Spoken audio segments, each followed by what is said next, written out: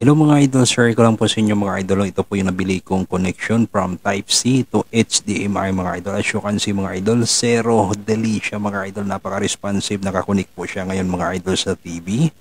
So yun na nga mga idol, pwede na kayo manood ng movie mga idol. As you can see, napakaganda na resolution niya mga idol kasi naka 4K na po siya mga idol, no? At the same time mga idol, wala po siyang delay. So hindi talaga ako nag-expect mga idol nang bumuli ako nito mga idol na ganito siya kaganda mga idol. Promise. Kapag makabili kayo nitong cord nito mga idol, malaking bagay ito mga idol. Especially mga idol, meron kayong sales review.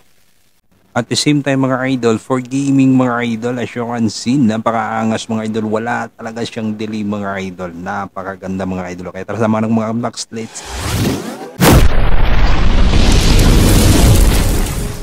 Upon receiving mga idol, ganito po yung package niya mga idol. As you can see mga idol, balot na balot po yung package natin mga idol. Ito po yung mga compatible niya mga idol ha. So yun nga mga idol, ganito po yung itsura niya. As you can see mga idol, ito po yung HDMI at saka ito yung Type-C mga idol.